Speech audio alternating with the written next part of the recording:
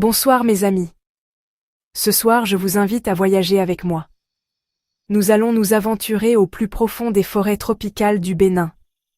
C'est un endroit où d'anciennes lianes pendent lourdement des arbres imposants. Elles gardent des secrets vieux de milliers d'années.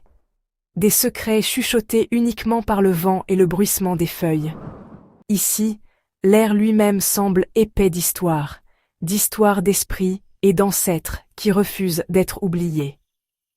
Le sol sous nos pieds est sacré, il contient les souvenirs d'innombrables générations qui ont vécu, aimé et combattu sur cette même terre.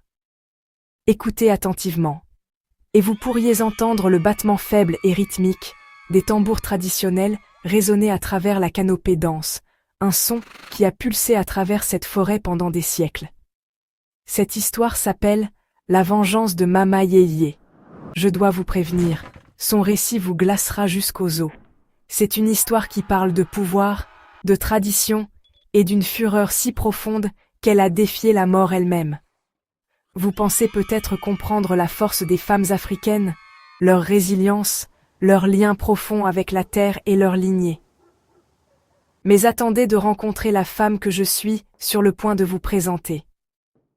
Son histoire transcende l'ordinaire, plongeant dans les profondeurs de la puissance spirituelle et de la rage maternelle, une force de la nature déchaînée par un acte de trahison impensable qui a brisé son monde et maudit sa lignée pour l'éternité. Je vous demande de trouver un endroit confortable où vous installer. Assurez-vous d'être prêt pour ce que vous êtes sur le point d'entendre. L'histoire qui se déroule ce soir est celle d'une trahison, une blessure infligée non pas par un ennemi, mais par sa propre chair et son propre sang. C'est un récit imprégné de jalousie, l'envie corrosive qui peut empoisonner même l'amour le plus pur entre une mère et sa fille. Et en son cœur, c'est une histoire d'une vengeance si puissante, si durable, qu'elle traverse les générations. Elle se déplace comme une malédiction éternelle, une ombre que le temps ne peut effacer, s'accrochant à une lignée familiale avec une persistance implacable et terrifiante. Êtes-vous prêt à découvrir la vérité? Êtes-vous prêt à comprendre pourquoi, même aujourd'hui, dans certains villages du sud Bénin, les gens refusent de prononcer son nom à voix haute? Ils craignent que le simple fait de le prononcer n'invite son esprit agité dans leur maison. Êtes-vous prêt à apprendre pourquoi les mères serrent instinctivement leurs enfants contre elles, les cachant à la vue, chaque fois que le vent siffle à travers les palmiers? Elles croient qu'ils portent le récit douloureux et furieux de Mama Yeye, une légende édifiante qui sert de rappel sombre et glaçant d'un pouvoir qu'il vaut mieux laisser tranquille. La légende de Mama Yeye est bien plus qu'une simple histoire de fantômes racontée autour d'un feu. C'est une exploration profonde de nos liens les plus sacrés. Elle nous force à confronter les terrifiantes conséquences qui peuvent survenir lorsque ces liens sont brisés. Ce n'est pas seulement un conte de superstition, c'est une mémoire vivante gravée dans le tissu culturel d'un peuple. L'histoire sert de boussole morale, un avertissement sévère transmis de grand-mère à petit-enfant sur le caractère sacré de l'héritage. Elle évoque le poids immense du devoir ancestral et le vide catastrophique laissé derrière lorsque ce devoir est abandonné pour un gain personnel ou les désirs éphémères d'un monde moderne. Nous allons plonger au cœur d'une famille déchirée par des mondes conflictuels. D'un côté, il y a le monde ancien et puissant de la tradition Vodun, un royaume d'esprit, d'herbes sacrées et de promesses inébranlables faites aux ancêtres. De l'autre, l'attrait séduisant d'une nouvelle ère, une vie civilisée, promise par l'influence coloniale, qui considérait ces pratiques anciennes comme arriérées et honteuses. Ce choc des valeurs prépare le terrain pour une tragédie aux proportions épiques. C'est un conflit entre les anciennes coutumes et les nouvelles, entre la dévotion féroce d'une mère à sa culture et le désir désespéré d'une fille d'échapper à ce qu'elle perçoit comme ses chaînes pesantes. Les questions que cette histoire soulève sont aussi pertinentes aujourd'hui qu'elles l'étaient il y a 70 ans. Quel est le prix d'oublier d'où nous venons? Est-il possible de rompre complètement les liens avec nos racines sans perdre une partie de notre âme? Le récit de Mama Yeye et de sa fille, Séraphine, nous force à regarder en nous-mêmes et à réfléchir à notre propre relation avec notre héritage. Il défie nos sensibilités modernes et nous demande de considérer s'il y a des forces en jeu que la science et la logique ne peuvent expliquer. L'histoire explore l'équilibre délicat entre honorer le passé et embrasser l'avenir, un dilemme auquel beaucoup sont encore confrontés. En fin de compte, nous sommes amenés à nous poser une question morale profondément troublante. La vengeance de Mama Yeyeye était-elle un acte justifié de justice divine, une punition juste pour un sacrilège impardonnable? Ou était-ce une sentence cruelle et disproportionnée, la rage au cœur d'une mère se transformant en une malédiction qui tourmenterait ses propres descendants innocents pour l'éternité? Alors que nous parcourons cette légende glaçante, vous devrez décider par vous-même où la justice s'arrête et où commence la vengeance pure et implacable. La réponse n'est pas simple, car elle réside dans les profondeurs troubles et complexes du cœur trahi d'une mère. 70 years ago in the small vibrant village of Kapomase, a community nestled by the tranquil shores of Lake Nokawe, there lived an extraordinary woman. Her name was Yeye Adanu. But to everyone, from the youngest child to the oldest elder, she was known simply and respectfully as Mama Yeye. She was not just any woman, she was the last great Vodun priestess of her lineage, a living library of ancient knowledge. At 50 years old, her wisdom was a force of nature. She possessed a profound understanding of the forest's secrets, a mastery over medicinal plants, and a direct line to the spirit world, that even the most learned men of the Dahomey kingdom openly admired and secretly envied. Her home was the very heart of the village, a commanding traditional compound that spoke of her immense spiritual authority. The walls were constructed from rich, red clay, painstakingly adorned with intricate bas-reliefs. These carvings depicted the ancestral Vodun deities, the powerful spirits who guided and protected her people. Surrounding her impressive home were her secret gardens, sprawling plots of land where mysterious herbs grew under her watchful eye. Here, one could find the aklala plant, essential for potent protection rituals, and the agboman herb, used to bridge the perilous gap between the living and the dead. These were just two of the countless plants whose powerful hidden properties were known only to her. Every single morning, long before the first hint of dawn painted the sky, Mama Yeye could be seen moving gracefully through her gardens. She would carefully select and harvest her herbs, her lips moving silently as she whispered sacred incantations in the ancient Fon language, honoring the spirits of each plant. Her reputation for healing and guidance spread far beyond the borders of Kapomase. Women suffering from the deep sorrow of infertility would travel for days, their feet sore and dusty, just to seek her blessing. The sick and the afflicted found their health restored under her expert, gentle hands, and even powerful village chiefs would make the journey across the lagoon to seek her counsel in their most delicate and contentious disputes. The children of the village spoke of her in hushed, reverent tones, their young minds filled with a potent mixture of deep respect and a touch of fearful awe. Mama Yeye can speak with the dead, just as easily as we speak with the living, they would whisper to one another, their eyes wide with wonder. Her connection to the ancestral realm was not a matter of belief, but an accepted fact of life in Kapomase. She was the guardian of their traditions, the healer of their bodies, and the conduit to the spiritual forces that shaped their existence. Her presence was a source of immense comfort and profound power for the entire community. Malgré toutes ses réalisations et le profond respect qu'elle inspirait, la plus grande fierté de Mama Yeye n'était ni son pouvoir, ni sa connaissance. Ce n'était pas la peur qu'elle inspirait, ni la vénération qu'elle recevait de tous ceux qui la connaissaient. Sa vraie fierté, la seule chose qui faisait pétiller ses yeux sombres de la lumière de 1000 étoiles, était sa fille unique. Son nom était Séraphine. À 22 ans, elle était une vision d'une beauté à couper le souffle. aussi radieuse et pleine de promesses que l'aube se levant sur les eaux calmes du lac. Séraphine était l'élue, la seule héritière destinée à hériter du vaste et sacré savoir de sa famille, un précieux héritage transmis soigneusement à travers 15 générations de femmes puissantes. Chaque soir, à mesure que les ombres s'allongeaient et que l'air se refroidissait, la mère et la fille s'asseyaient ensemble sous la douce lumière vacillante des lampes à huile de palme. C'était le moment de l'instruction sacrée. Mama Yéyé guidait patiemment Séraphine à travers les rituels complexes et les anciens enseignements qui formaient le fondement de leur lignée. Un jour, ma fille bien-aimée, tu seras celle qui, répétait-elle, sa voix un murmure doux mais ferme, rempli d'amour et d'attente.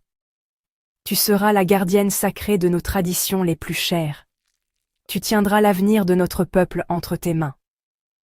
C'était un lourd fardeau, mais un que Mama Yéyé croyait que Séraphine était destinée à porter avec grâce et puissance.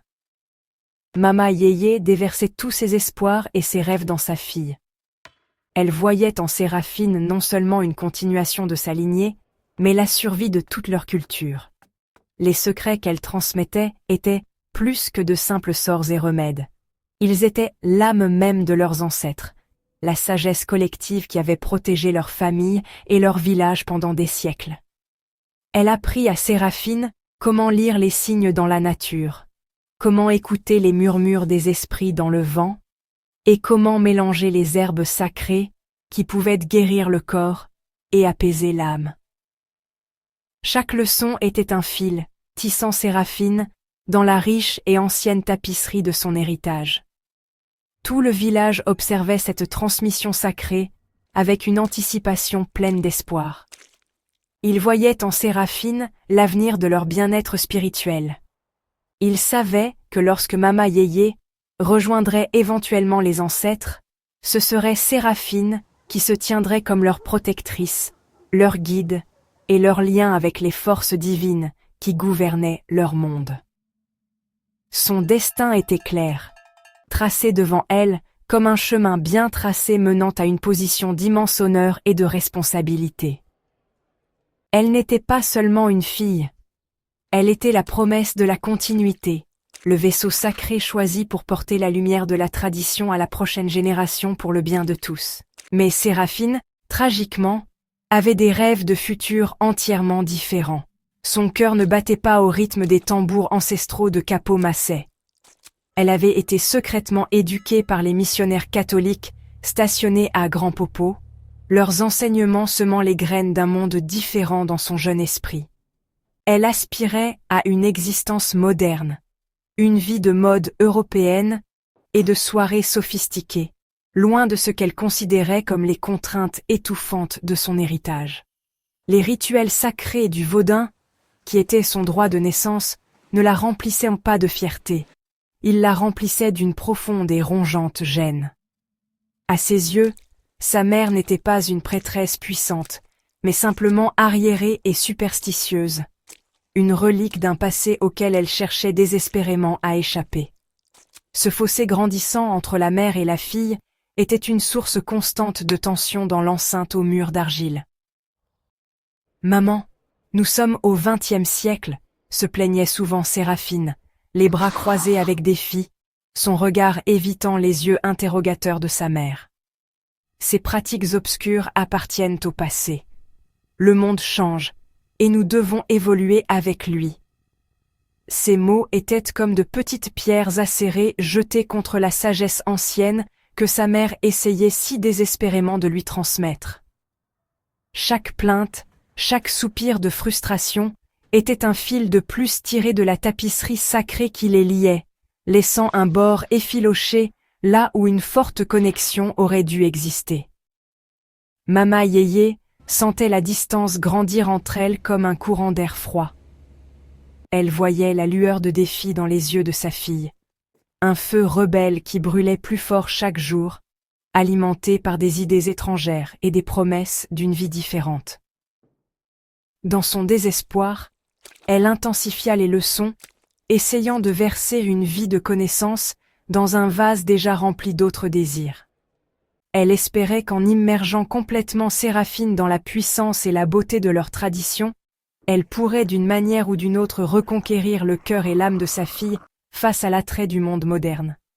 Elle luttait contre le temps, essayant de réparer la fissure grandissante dans leur lignée sacrée.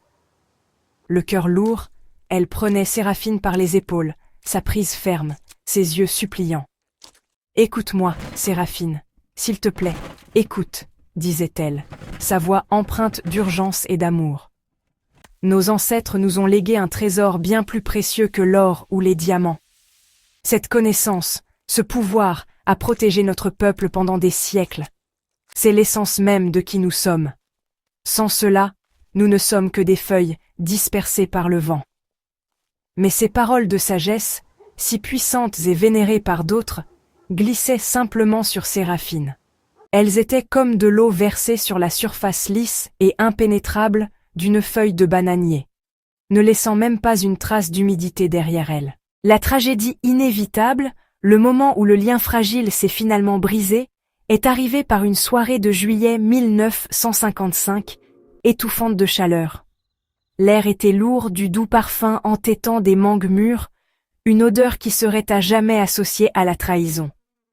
C'est cette nuit-là que Séraphine a porté le coup final, dévastateur. Elle a annoncé à sa mère qu'elle partait. Elle déménageait définitivement à Cotonou, la ville coloniale animée, pour vivre avec un homme nommé Jean-Baptiste de la Fosse.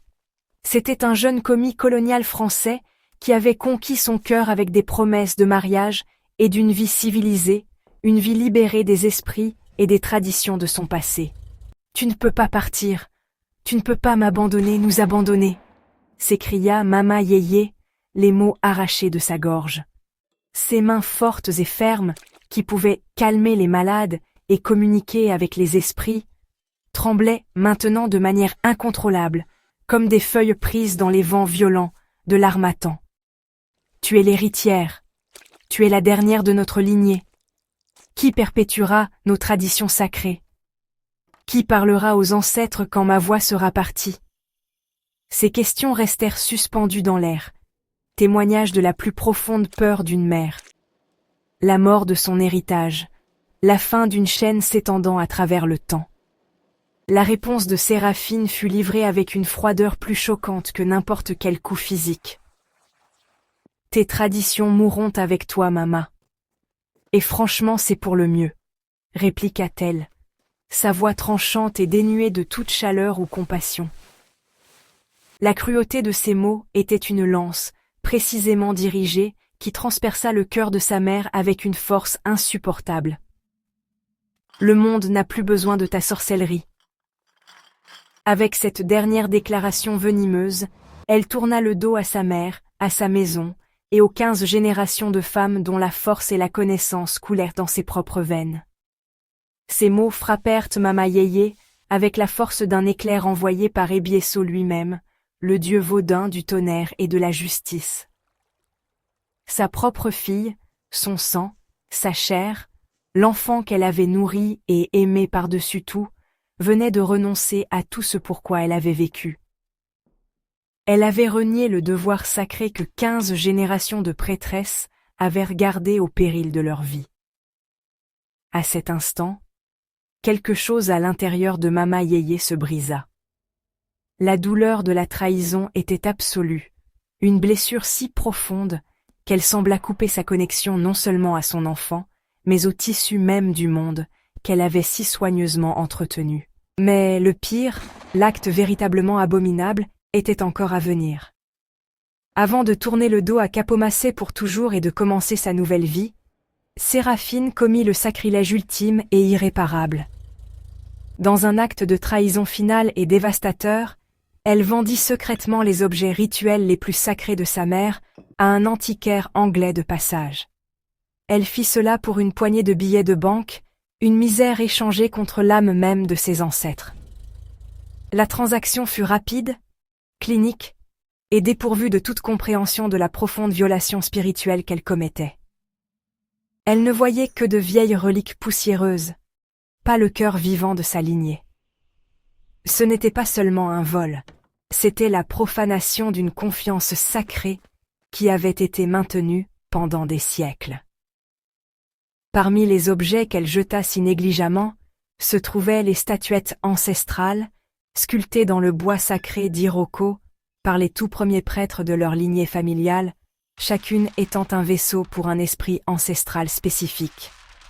Elle vendit les anciens gris-gris, des amulettes protectrices qui avaient été chargées de l'énergie puissante de générations de cérémonies, leur pouvoir accumulé sur des centaines d'années.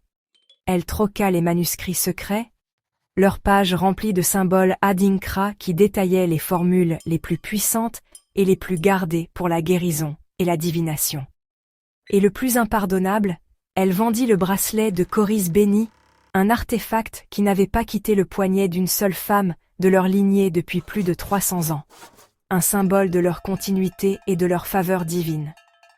Pour une petite somme de monnaie coloniale, assez pour acheter quelques robes européennes et assurer son passage vers une nouvelle vie, Séraphine vendit l'essence spirituelle de sa famille.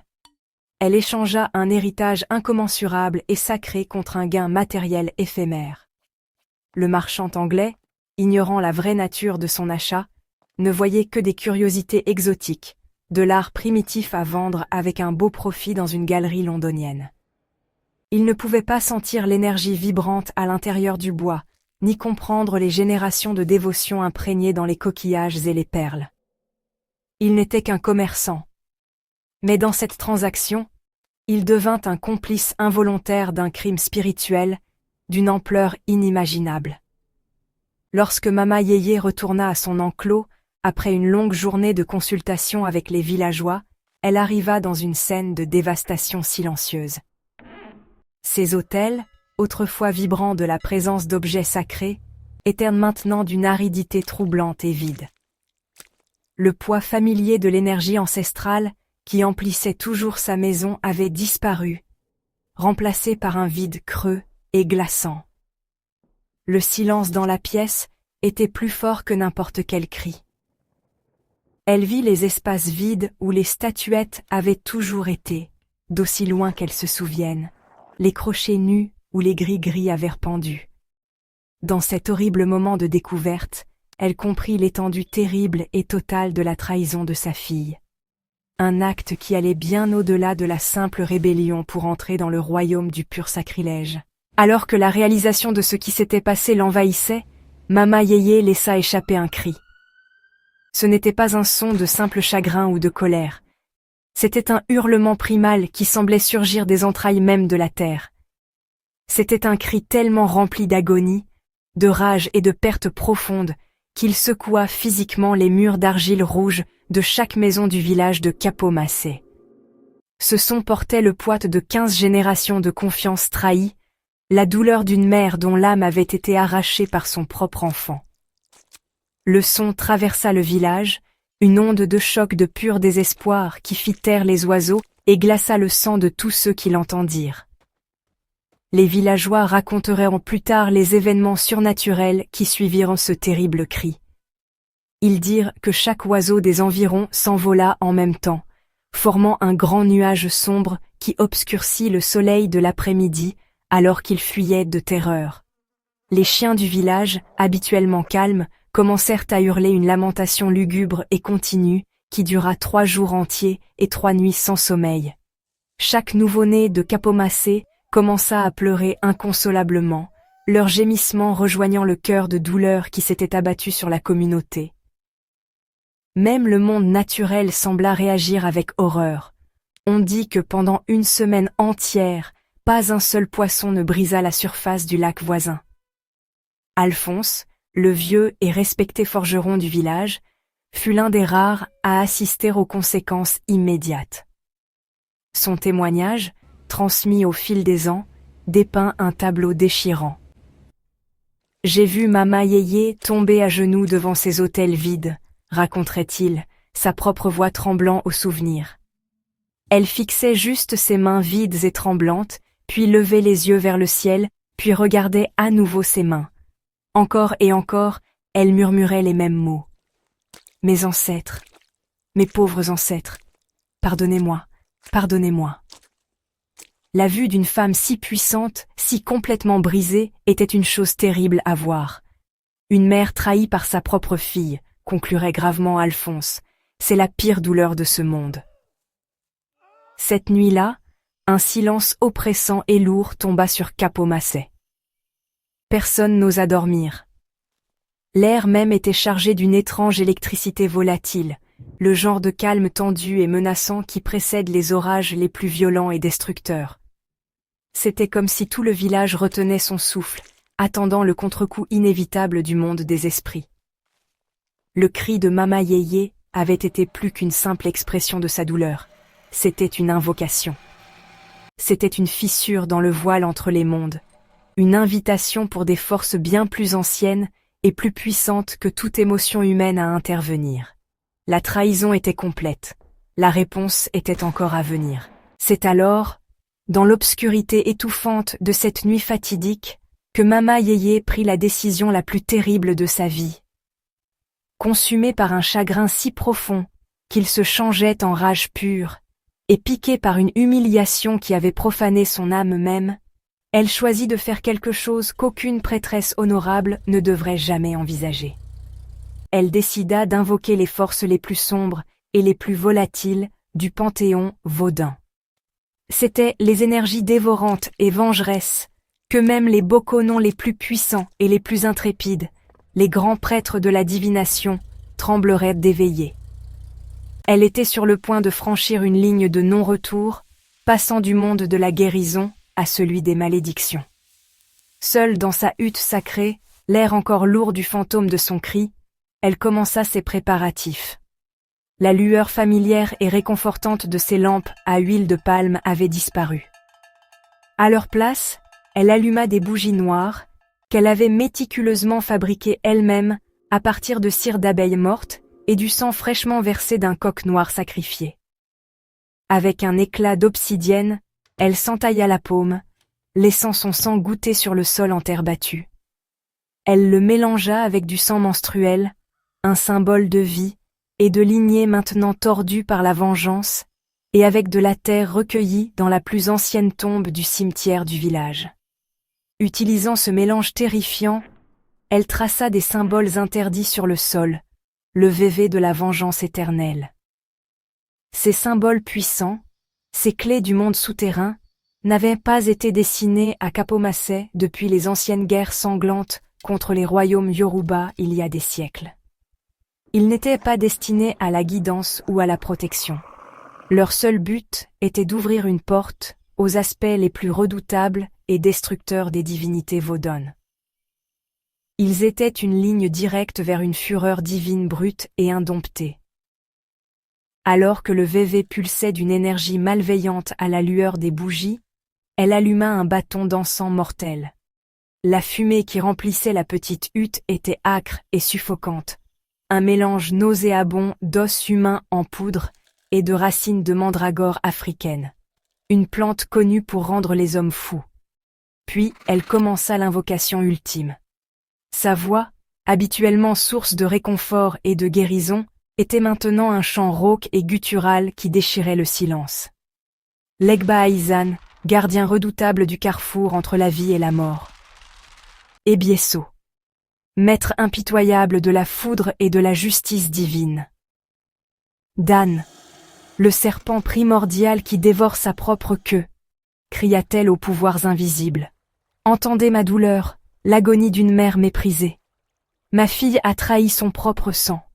Elle a vendu l'âme sacrée de nos ancêtres pour de l'argent maudit. Ces mots n'étaient pas une supplication mais une exigence, une accusation furieuse lancée dans le vide spirituel, exigeant que les dieux témoignent de sa souffrance insupportable. Alors que ces derniers mots désespérés résonnaient dans les confins de la hutte, l'atmosphère changea radicalement. Un vent soudain et violent traversa la chambre scellée, éteignant plusieurs des bougies noires et faisant danser les flammes restantes avec une frénésie sauvage et anormale. Les ombres sur les murs d'argile se tordaient et se contorsionnaient, prenant des formes monstrueuses et changeantes. La chaleur oppressante de la nuit béninoise fut instantanément remplacée par un froid glacial, et l'air devint si dense et lourd que chaque respiration devint un combat. Mama Yeye n'était plus seule. Les forces qu'elle avait invoquées étaient arrivées, leur présence immense et ancienne remplissant chaque recoin de l'espace sacré. Et puis, une voix répondit à son appel. Ce n'était pas un son qui voyageait dans l'air, mais un son qui résonnait directement dans son âme, dans la moelle même de ses os. La voix était incroyablement profonde, ancienne et retentissante, semblant émaner des profondeurs de la terre elle-même, de l'aube des temps. « Que veux-tu, dernière de nos filles ?» La voix retentit, un chœur d'êtres primordiaux parlant comme un seul. « Que demandes-tu aux pouvoirs éternels ?» La question n'était pas une douce interrogation, c'était un défi, un test de sa détermination face au pouvoir terrifiant qu'elle avait osé réveiller. « Justice !» hurla Mama Yeye en retour, sa voix rauque de douleur et de fureur, ses yeux maintenant injectés de sang et sauvages. « Je demande la justice divine, que celle qui a trahi son propre sang et vendu ses ancêtres paie le prix de son sacrilège, que ses descendants portent le lourd fardeau de son péché jusqu'à la 7e génération, que sa lignée ne connaisse ni paix, ni joie, ni repos. » Elle déversa toute sa douleur, toute sa rage et tout son cœur brisé dans la malédiction. Elle ne demandait pas seulement une punition pour Séraphine, elle exigeait l'anéantissement de l'avenir de sa fille, une vengeance qui résonnerait à travers le temps. L'ancienne voix répondit, son ton froid et définitif. « Il sera fait selon ta volonté, prêtresse de notre culte. Le pacte est scellé. » Il y eut une pause, et la voix ajouta une condition glaçante. « Mais tu dois savoir, un prix est toujours requis pour une telle demande. En appelant à la vengeance, tu l'appelles aussi sur toi-même. Ta force vitale alimentera cette malédiction. Es-tu prête à faire ce sacrifice ?» Sans un moment d'hésitation, le visage figé comme un masque de pierre, Mama Yeye murmura ces derniers mots fatidiques dans l'obscurité, scellant son propre destin en même temps que celui de sa fille. « Je suis prête, » déclara-t-elle. « Que ma vie soit le prix de la justice. » À l'aube, les voisins ont trouvé Mama Yeye effondrée dans sa hutte, les vestiges de son rituel interdit encore fumant. Ses cheveux étaient devenus d'un blanc éclatant pendant la nuit, son corps frêle, sa voix volée, le prix de son pacte payé en totalité. Elle est revenue au village, une ombre silencieuse et brisée, ses yeux brûlants d'une froide satisfaction et d'une infinie tristesse. Même le médecin du village était impuissant. Sa transformation était au-delà de la science. Un témoignage vivant d'un marché spirituel. Pendant 6 mois, Mama Yeye est restée assise en silence, refusant de se nourrir, le regard fixé sur la route de Cotonou. Les villageois déposèrent des offrandes, mais elle restait impassible, une silhouette fantomatique entre deux mondes. Certains chuchotaient qu'elle attendait vengeance, d'autres espéraient le retour de sa fille. Par une nuit sans lune, elle mourut, et son rire résonna dans le village, triomphant, triste, définitif. À cet instant, loin de là, Séraphine se réveilla terrorisée. La malédiction avait fait mouche. À Cotonou, la nouvelle vie de Séraphine a volé en éclats lorsque sa peau s'est couverte d'ampoules, des motifs géométriques faisant écho à des cicatrices sacrées. Les médecins étaient déconcertés. Les guérisseurs locaux reculèrent de peur, murmurant des histoires de colère ancestrale. Tourmentée par la douleur et hantée par les visions de la fureur silencieuse de sa mère, la culpabilité de Séraphine est devenue inéluctable. Chaque nuit, le fantôme de sa mère articulait un seul message. « Tu as trahi le sang sacré. Maintenant le sang te hantera. » La malédiction était écrite sur sa chair. Jean-Baptiste, terrifié par l'affliction de Séraphine et ses cris nocturnes, l'a abandonnée sans un mot. Seule et enceinte, Séraphine a été rejetée, sa vie réduite à la pauvreté et à l'isolement. Quand ses jumeaux sont nés, les mêmes marques maudites sont apparues sur leur peau. La malédiction n'avait pas pris fin, elle s'était transmise à la génération suivante. La vengeance de Mama Yeye était désormais gravée dans la lignée de Séraphine. Seraphine's life became a prison of suffering and regret. Her attempts at redemption blocked by an invisible force. She died young, her body broken, her children marked by the same curse. The twins, Mathieu and Marie, grew up haunted by relentless misfortune. Fires, illness, and tragedy followed them everywhere. Marie's children bore the marks. Mathieu drowned trying to return home, his body lost to the lake. The curse endured, passing from one generation to the next, an unbreakable chain of ancestral vengeance. Mama Yeye's pact would haunt her bloodline, until the 7th generation. Et ainsi, l'histoire ne se termine pas. Elle se transforme simplement, passant d'une tragédie familiale à une légende vivante et respirante qui hante la mémoire collective de la région.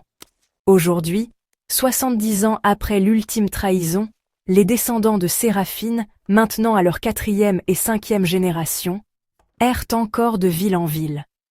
Ce sont des âmes sans racines, incapables de trouver la stabilité ou d'échapper à l'ombre du péché de leur arrière-grand-mère. La malédiction reste gravée sur leur peau. Les étranges motifs géométriques, apparaissant sur chaque homme et chaque femme à l'âge adulte, une manifestation physique d'une dette ancestrale qu'ils continuent de payer. Ils sont la preuve vivante d'une vengeance qui transcende le temps lui-même. De retour dans le village de Capomassé, le cœur physique de l'histoire reste intact. Un monument silencieux aux événements qui se sont déroulés. L'enceinte de Mama Yeye est toujours là. Bien qu'elle ait été abandonnée pendant 7 décennies, elle a mystérieusement résisté à la décrépitude du temps et à l'avancée de la forêt tropicale. Les murs d'argile rouge ne se sont pas effondrés. Le toit ne s'est pas affaissé.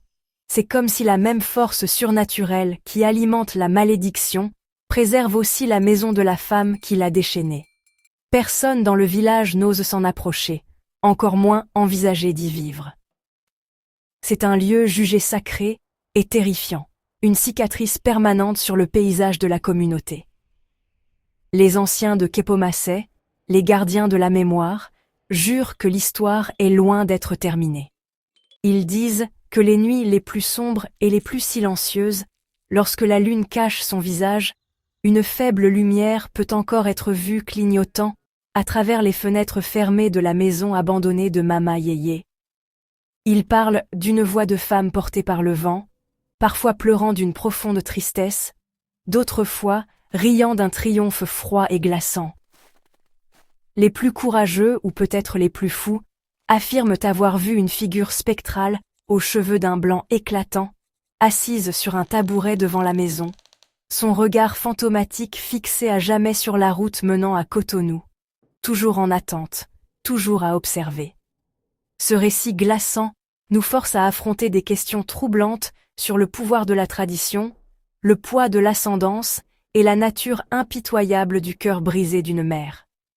Est-ce une justice divine, une punition méritée pour un acte de sacrilège impardonnable? Ou est-ce un cycle cruel et sans fin de souffrances infligées à des générations innocentes? La légende de Mama Yeye sert de rappel puissant et terrifiant. Elle murmure un avertissement intemporel. Trahir ses racines, vendre son âme, c'est inviter un jugement qui pourrait ne jamais prendre fin. C'est un débat entre le pardon et la vengeance. Une histoire dont l'écho éternel continue de résonner au cœur du Bénin.